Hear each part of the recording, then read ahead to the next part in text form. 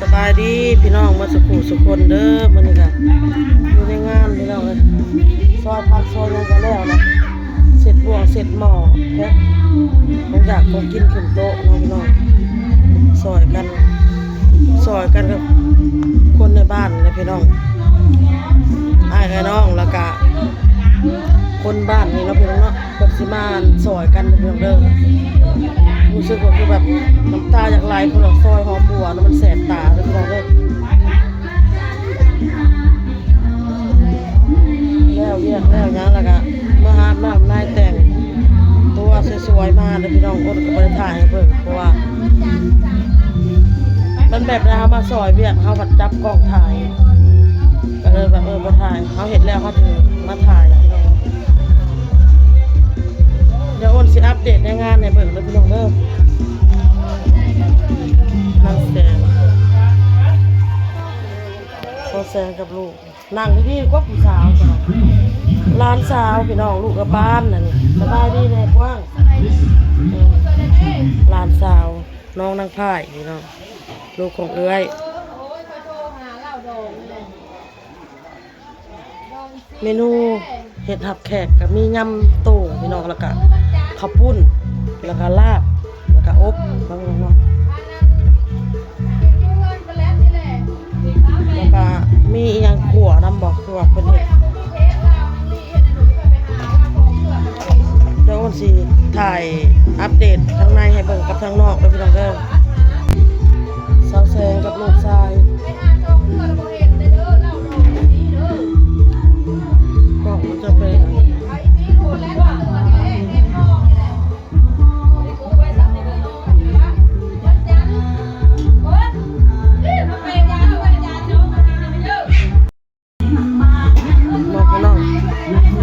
อัปเดตสร้างเงินครัวอันนี้แม่ครัวเด้อพี่น้องเด้อแม่ตุ่นแม่ครัวมือโปเลยนะพี่น้องแม่ตุ่นคนงามแม่ครัวมือโปได้นี่แต่เมื่อคืนนี่พี่น้องนี่เมนูยังยำเนี่ยเพิ่นสิเฮ็ดยำต่อได้น้ำข้าวปุ้นก็เฮ็ดแล้วเรียบร้อยแล้วยำโต่งก็แล้วเนาะกินนี่อันสิมาเฮ็ดยำหนังอีกพี่น้องนี่ซอยแล้วเรียบร้อยแล้วเอามาลวกอีกเทื่อนึงป้าน้อยพี่น้องมาซอยกันในงานนี่แหละซอยกันแม่ครัวมือโปคือกันเสียแม่ครัวคือกันพี่น้องสาวแสงคนงามเด้อพี่น้องเอาเฮ้ยคือนางมันเรือบ่ไผเด้เนาะซอยเนาะ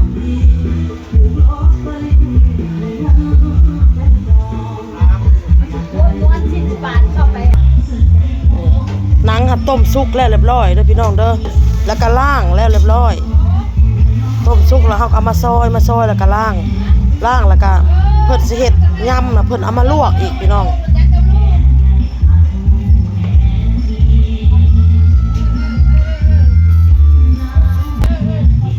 ใส่น้ำตาลน้ำ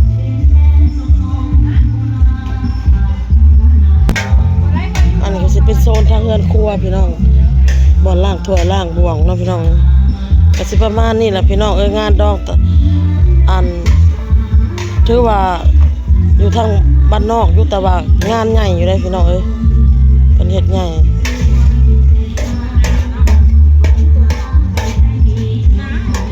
มหาไซเฮาก็เจริญหลายเลยเด้พี่น้องทางคอนกรีตปั๊บหมอกน้ำมันเจริญหลายเจริญตอนอ้นมาอยู่อีกพี่น้อง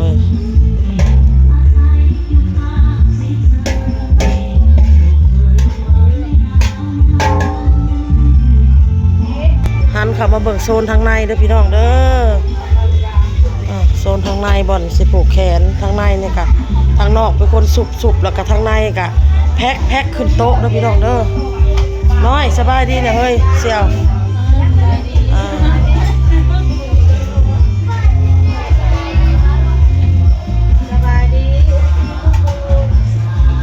แพ็คมาเวลาแขกเพิ่นกินแล้วออกแล้วก็เฮาก็เก็บออกแล้วก็จัดตัวใหม่ขึ้นเด้อพี่น้องเด้อเฮ็ดพี่น้องผู้เฮ็ดก็เฮ็ดพี่น้องเฮ็ดแล้วก็ยกเข้ามาทางในแพ็คบัดนี้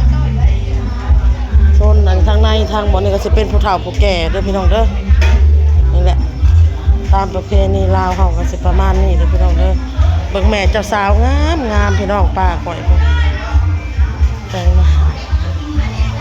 คันมาเพลง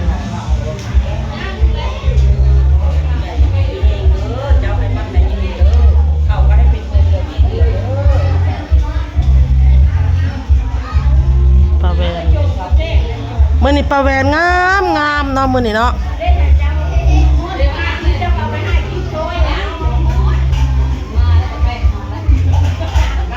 ตะปานแล้วก็ร้านทรายทอเพยลูกชายเพิ่นอันนี้ผัวเพิ่นเด้อพี่น้องเด้อผัวปานนั่งนี่แหละพี่น้องเลยนะคะเมียของเงินเอาแอร์น้องทรายพอแอร์แม่จีดเฮ็ดหยังนะแม่จีดฮะ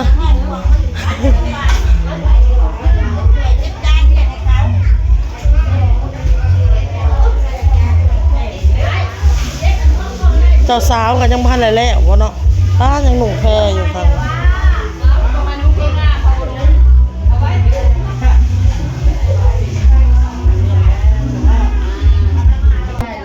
นี่เจ้าสาวเด้อพี่น้องเด้อนี่เจ้าสาวเปลวนี่แหละพี่น้องตามประเพณีของลาวเด้อพี่น้องเด้ออยู่แขวงคำม่วนเมืองมหาไซบ้านมหาไซแม่เจ้าสาวพี่น้อง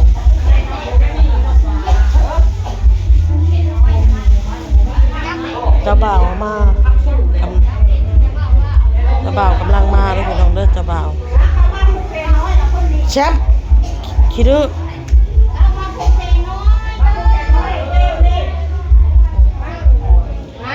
เอาแนมกล้องเนี่ยเด้อแม่เจ้าสาวกับเจ้าสาวนี่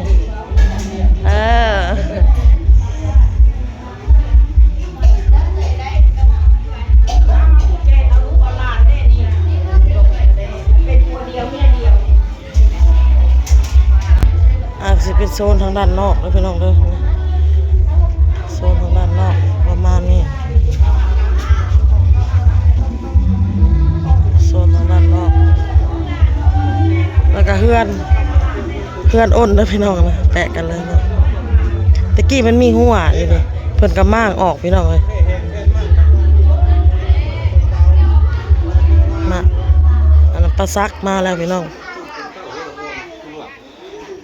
เฮ็ดอีหยังแล้วเรียบร้อยโอนก็มาหาอาบน้ำแต่งตัวพี่น้องเอาหันเข้ามาโซนทางใน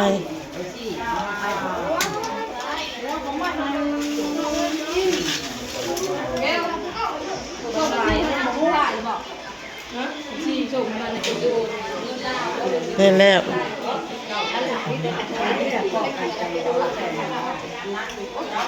เฮ็ดเฮ้ยเฮ็ดแล้วเต็มคืนทางนั้นย่ำโต่งทางนี้ลาบหลังจากเห็ดแล้วแล้วก็พากันเย็นเมื่อคืนนี่ค่ะเมาเติบหนึ่งพอแล้วอีน้อยกับโบได้กินกันนั่งเผาก็จนอยากเอานอนจนอยากตกตัง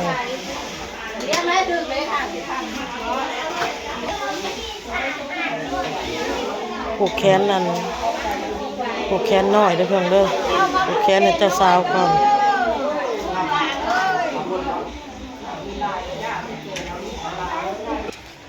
พี่น้องมาเบิ่งทางพี่น้องเลย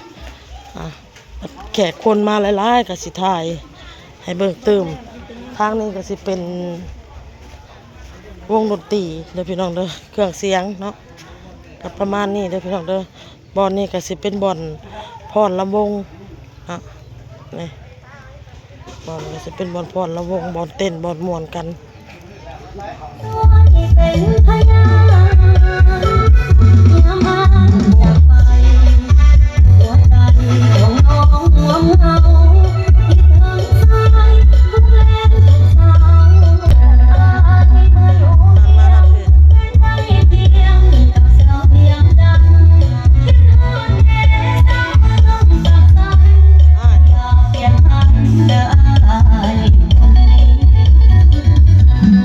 โซนทางนี้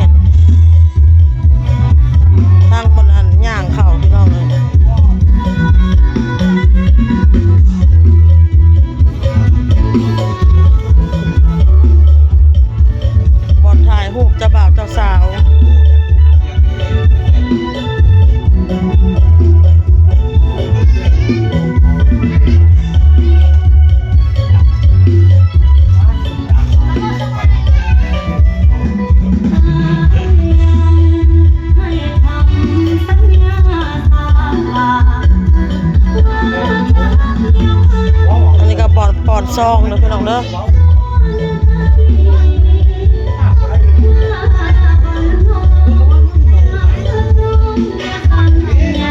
นางน้ำเพชรของเรา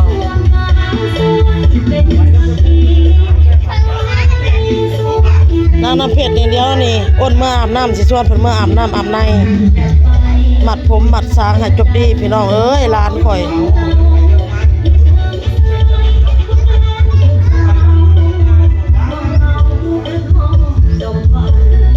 แล้วพี่น้องก็สิเป็นโซนทางอันเวลาแขกมาเนาะพี่น้องฝนตกเด้อพี่น้องเด้อฝนตกพี่น้องเบิ่งทางเข้ามากะแล้วก็เฮือนพี่น้อง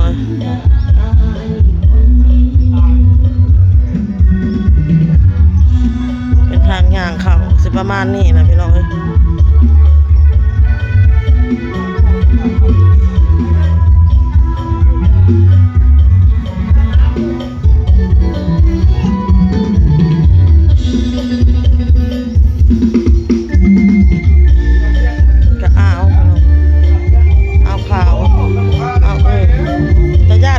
มีแต่ลุงแต่อ้าว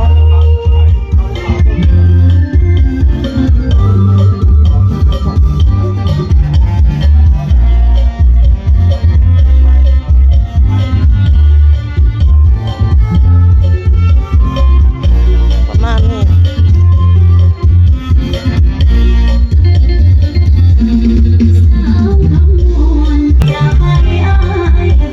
เอาคน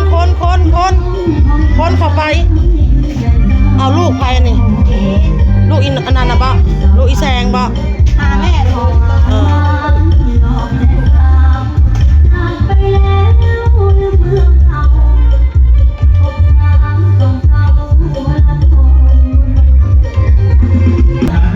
ย่างมาทางนี้ก็สิเป็นเซ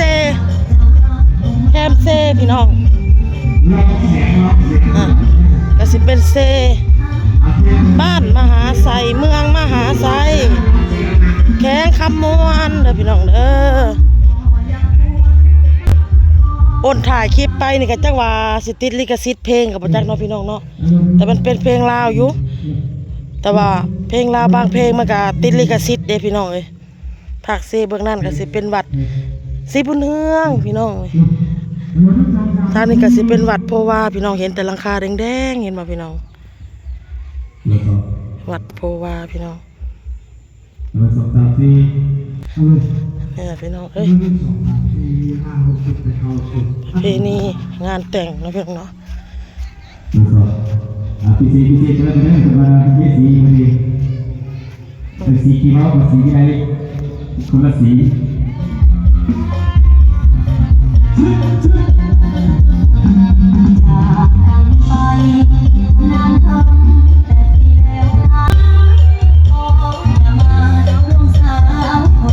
กินคือหิวแท้นี่ เบิ่งพี่น้องผู้สาวป้าอีแอดป้าตัวคืองามแท้คืองามแต่ยีหล่าคำแพงสบายดีแน่ตาปอ